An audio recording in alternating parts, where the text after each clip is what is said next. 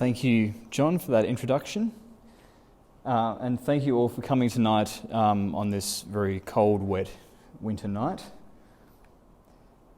I'd like to begin tonight with a story from the life of the Buddha, which is the story of the Buddha and the angry elephant. So the Buddha had a cousin that was a bit jealous of him, who at one time when the Buddha was appearing in public, riled up an elephant and then sent it after him to attack him. And the angry elephant charged towards the Buddha, but whereas most people might have automatically gone into fight or flight and automatically taken on a role of retaliation or confrontation when they saw the aggression of the elephant, the Buddha instead exuded loving kindness and switched the roles around and tried to appeal to the best in the elephant. And the elephant's nature changed from being very angry and wanting to hurt the Buddha to being very docile and becoming the Buddha's friend. And so the Buddha was able to use this power of loving kindness to disarm the elephant and ultimately reconcile himself with its nature, instead of the two trying to destroy each other. And that's kind of an illustration of the power of this universal love that I'll be talking about tonight. So I've got Krishnamurti up there as well. I was trying to think about what I would talk about tonight. And in the past when I've spoken here, I've looked At the Feet of the Master for inspiration, this book that I'm sure every member is very familiar with. Every new member gets it in the mail. And it's really quite a good volume, written by Krishnamurti when he was about 14 or 15. I thought I started young, but and basically what it is it's some of the most essential knowledge for the spiritual path distilled down into a small volume. And basically Krishnamurti gives 4 qualifications for the path, as he calls it. You've got discrimination, which is discrimination between true and false, desirelessness, looking past attachment towards something lasting and spiritual, and good conduct, morals. That's the first 3, which I tried to touch on in my last talk a bit. But the 4th qualification that Krishnamurti gives is love. And it's actually the most important of the 4, as we see from this quote here. And Krishnamurti goes on and basically says that this love can be defined as the will to be one with God, not in order that you may escape from weariness or suffering, but in order that because of your deep love for him, you may act with him as he does, because he's love. You, if you would become one with him, must be filled with perfect unselfishness and love also. So I'm going to try and talk about that specific kind of love tonight, which is universal love. But here, of course, we have the English love, the word love, which describes a plethora of concepts. But the Greeks were a bit more precise. They gave 8 forms of love. You've got eros, which is romantic love, passionate love. Philia, which is the love between friends. Storge, which is the love between family members, such as brothers and sisters or parents and children.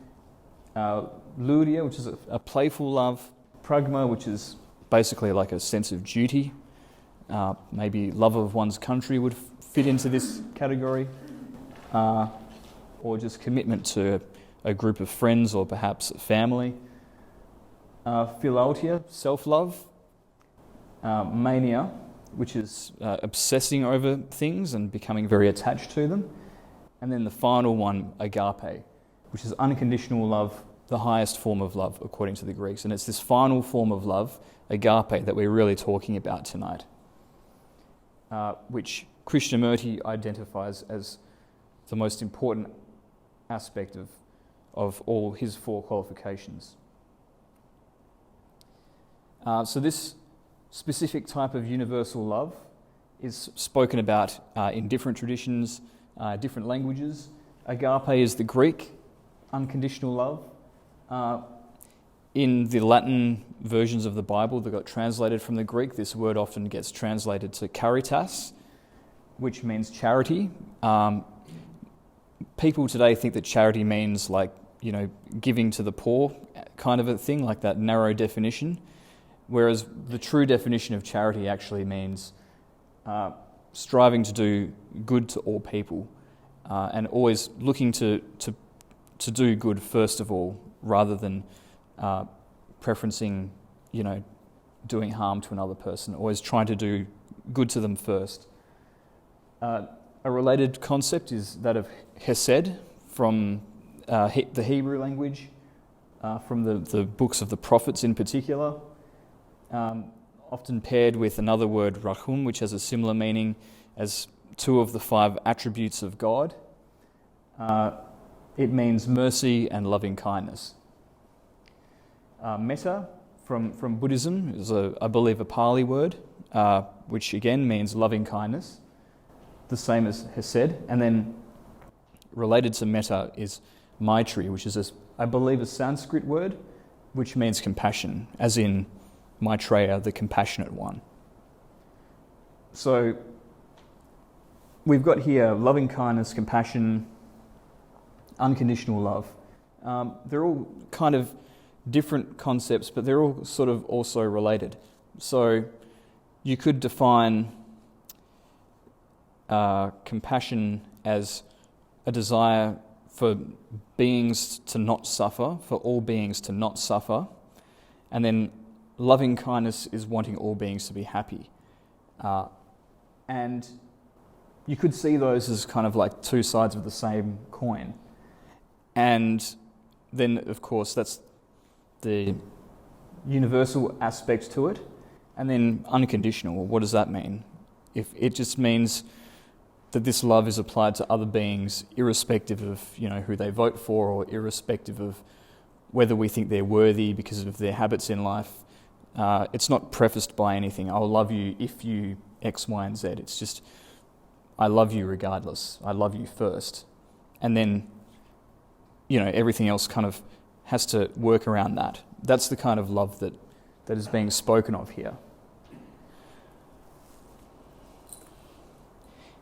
And this universal love is very important in all the great spiritual traditions, as John said in the introduction, and it's the basis of what has been called the golden rule in religion. This is it's not every religion in the world, but it's probably the most well-known ones, and as you can see, they're all saying the same thing. And you can see there's similar sorts of things that these different traditions are saying about this specific kind of love, and different aspects of it.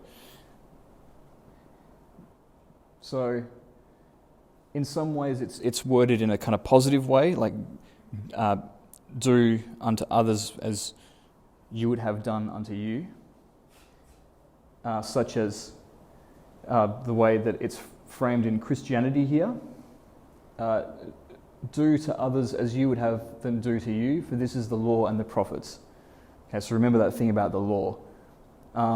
Islam as well.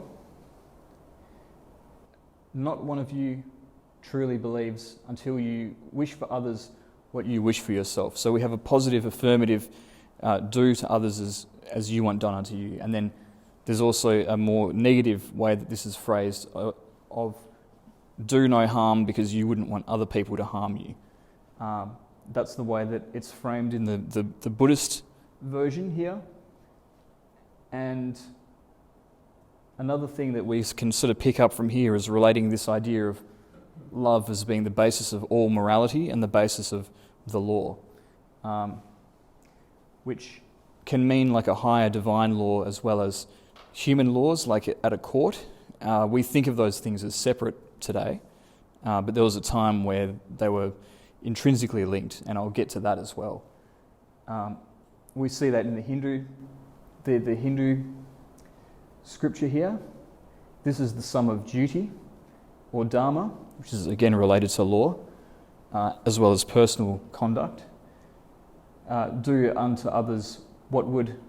not do to others what would cause pain if done to you. So again, framing it in the negative. And the whole Torah, according to Judaism, is this golden rule, and all the rest is commentary. That's what that part says. So you get the idea. Okay, so the purpose of this slide is just to say that in modern times we think of the golden rule in intellectual terms. There have been, with the Enlightenment and everything, there was a reaction against religion, and certain philosophers have tried to define a kind of moral code for the human race according to pure intellect and pure reason.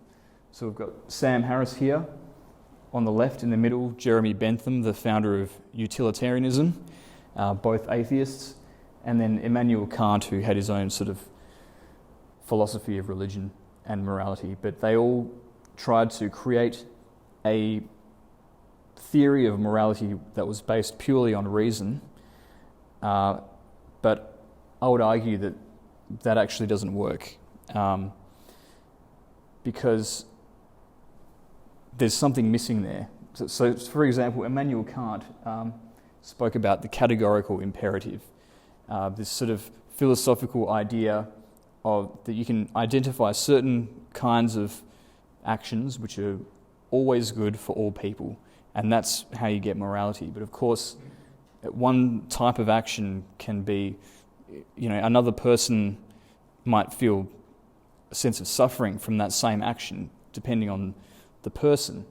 And so to understand that, you need to go beyond the intellect, and you need to actually be capable of connecting with the other person in a really intuitive and emotional way, from heart to heart, which is what's missing in these kinds of intellectual ways of trying to come up with the golden rule.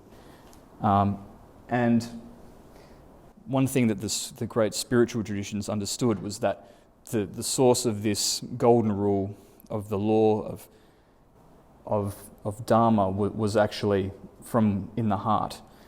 And what I have here on the right is a diagram of the 5 koshas, or the 5 sheaths, according to the Vedic tradition. And I've spoken about this in my previous talk as well.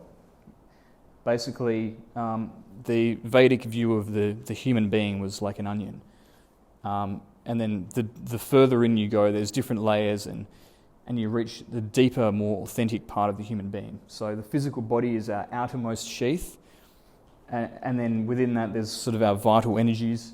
Within that there's our logical mind, our thinking mind.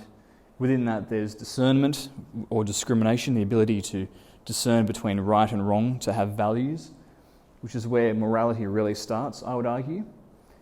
But of course, you can have terrible values as well. You can have values that turn into a kind of a prejudice, which is why, to get to the source of true morality, you need to go deeper still to this final sheath of the Anandamaya kosha, which is the bliss body. And this is the closest to pure consciousness, which is also Brahman, God, and it's its most pure vehicle. And basically, all that is expressed in this deepest sheath is that unconditional love that I was speaking about before. And so it's really from this deepest level of ourself, closest to the divine within, that we're able to access this feeling of love, and then through that we are able to understand this universal love that gives rise to the golden rule, which inspires the golden rule.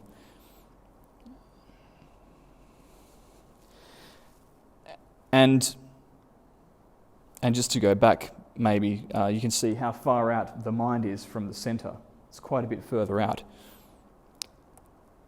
But as I've sort of touched upon in the last slide as well, this is very linked to the spiritual experience as well, this concept of this love from deep within the heart, within the soul.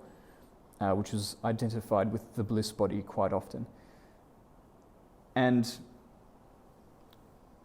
basically, these feelings of universal love in their purest form, quite often we see emerging during the spiritual experience. So, if you think about, for example, in Buddhist meditation, somebody completely stills their mind, their body becomes still, they silence every other part of their being and look within to the silence that remains, and is from that stilling of the outermost parts of their being that something more authentic is able to spontaneously arise. And from this we get, deep spiritual experiences such as samadhi, to borrow terminology from the yogic schools. From reaching these deep states of meditation, these mystics were able to unite subject and object, themselves with the divine that they were seeking after, and they were able to see the universe differently. They were able to see the dissolution of all of the boundaries between the things in existence, and to see the oneness of all things, and bring that insight back with them. And quite often this is where we get the deepest sensations of this universal love from touching that experience. And so the kind of inspiration and the touching of that experience of that all-encompassing love, I think is the thing that's behind the golden rule popping up again and again in world religion. I think the founders of these religions touch that experience and they bring it back with them, and it becomes the basis of their teachings. So we see it's really the spiritual experience that helps us to understand that love in its fullness. And I would argue that any kind of experience that allows us to touch that reality is by definition a spiritual experience. And it's totally outside the rational mind. It's completely trans-rational. So another aspect to this is looking at it in terms of the law. And this is something that doesn't really get spoken about very much. These days with spirituality, we've kind of, because institutionalized religion has, created so much of a sense of atrocity throughout history, it's been so hypocritical. In modern times, spirituality has kind of become quite separated from the specific role that organized religions would play in society. And it's sort of, modern spirituality focuses a lot more on personal development and everything, which is good. But there's this other kind of role that spirituality used to play that we've kind of forgotten, which is almost offering the justification, the higher justification for why we should have certain laws in place in society.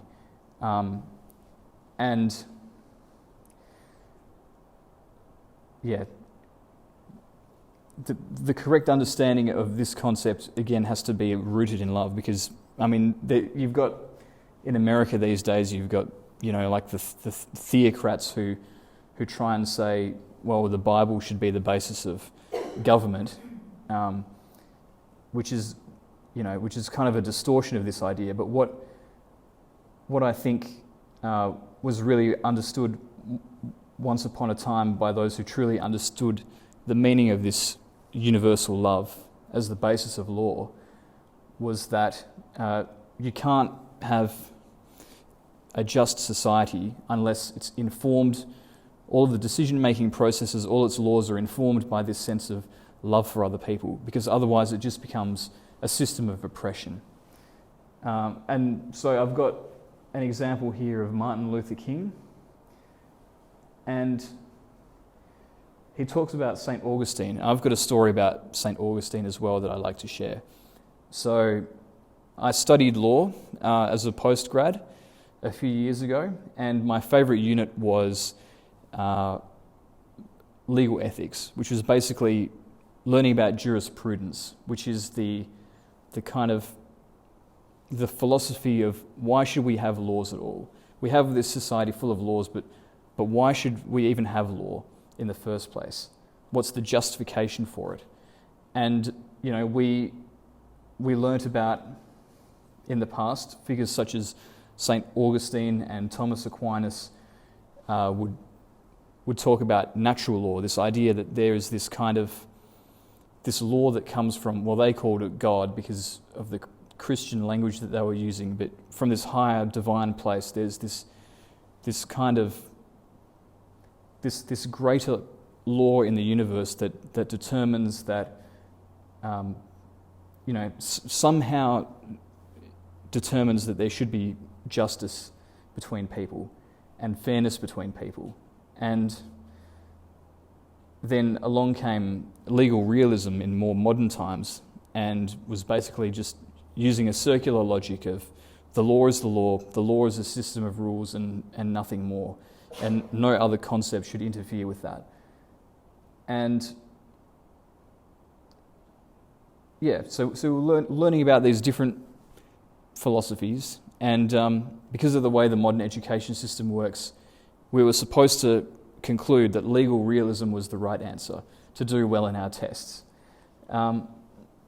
But I thought about these issues long afterwards, and I actually sort of decided that I preferred the natural law idea, not necessarily the kind of supernatural explanations that someone like Thomas Aquinas would give, but there was a kind of a deeper reality to human life that was rooted in this sense of love and justice that went to a moral level and perhaps deeper, which was the thing that informed the kind of idea of the more logical side, coming up with the rules, but why should we have rules in the first place? And one of the natural law philosophers was St. Augustine, who, he had some bad ideas as well, but one thing that St. Augustine did to explain law was he used an example of in the times of Alexander the Great, some of Alexander's troops apprehended a pirate ship and arrested the pirates, and the leader of the pirates was a bit of a smart aleck, and he kind of said to Alexander, "What makes you so different to me? We both have a troop, we both have a system of rules that governs our band, and you go throughout the world and you pillage as well, and so do we. So what makes you different from us?" And so St. Augustine's answer to that, applying that question to, say, a state or a government, was that the difference with law was that it had to be motivated by justice. Otherwise, it wasn't any different to piracy. And what is justice? It's a virtue. It's one of the 4 cardinal virtues of the classical world. And virtue, good conduct, is informed by the same concept of universal love, this same golden rule at its core, which, if we go back to this slide, this is what Confucius is saying. He's saying the basis of all good conduct is loving kindness. Again, you can't read it, but you're going to have to take my word for it. And so that is why Martin Luther King famously said he agrees with St. Augustine that an unjust law is no law at all. And this was his justification for disobeying unjust laws. Because to him, the moral responsibility that he had was above even his legal responsibility, because without that moral responsibility, there could be no true legal responsibility. So it's this idea of this higher law, which I've demonstrated, I hope, these spiritual traditions say comes from this sense of spiritual love, which is connected to the spiritual experience, a union with the divine. And I've got Gandhi up there in a similar vein, and the US Declaration of Independence, the basis of much of the democratic constitutions of today, arguably a big influence on the system of universal human rights around the world. And it's using very religious language about where these rights that it's professing comes from. Talking about it being endowed from a creator. And again, this gets kind of twisted around by the conservative Christians today to say that it's talking about how America was a Christian nation. That's not what's being referred to here, because the founding fathers were all deists. But it is kind of talking about that there's a kind of a higher ideal, which some people label as God, which is the basis of why we should have rights. And I've chosen also to share this passage from the Bhagavad Gita with you. So basically, you remember from the previous slide I was talking about Dharma.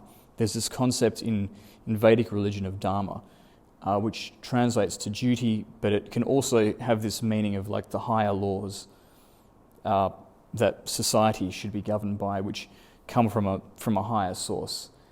And so, that tradition relates the golden rule, this universal love, to that idea of a higher law as well.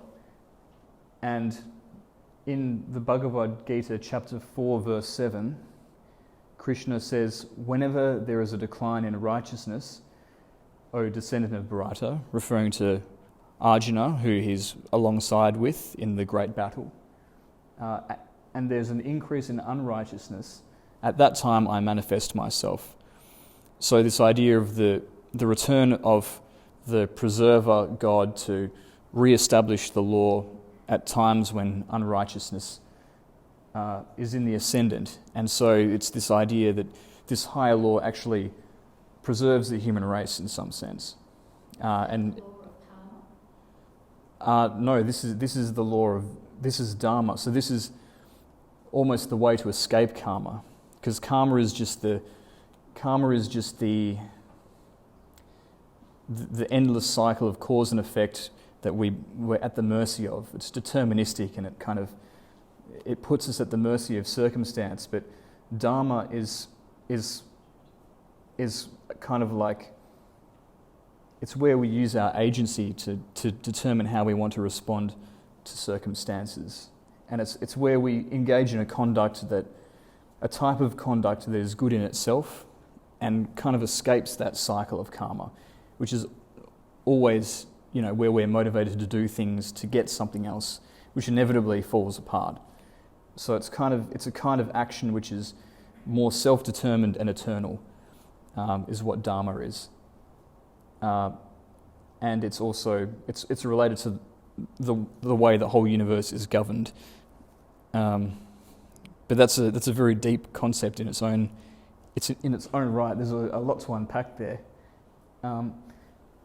But there's this word here at the top in the original Sanskrit, dharmasya, which is the word that is for righteousness here. So you can see the word link between the concept of dharma and righteousness. So that is all that I had in terms of the slides. So that's all the different facets of this idea of universal love. It's something of a truism. People always say, you should treat others as you want to be treated, and it's also a bit of a truism now as well, that everything is one and it's all just one thing, and that's why we should look after each other. And we hear these things, but then how many of us actually put that into practice? And how many of us truly comprehend what is meant by that kind of love that's at the core of that? That's what we need to kind of understand. And it doesn't come from sort of thinking about it. It has to come from activating the heart. It's like any muscle. If you want that muscle to be strong, you have to use it. And then It's the same with the heart, not the physical heart, but the heart is a symbol for that part of us that feels that deep universal love. When we can tap into that, we can, from the inside out, that genuine, authentic morality can sort of blossom forth.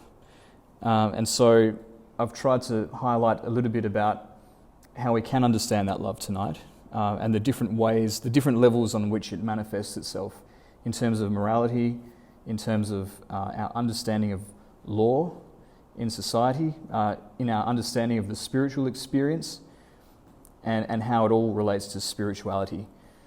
So I hope that you found that informative, and thank you again for listening, everybody.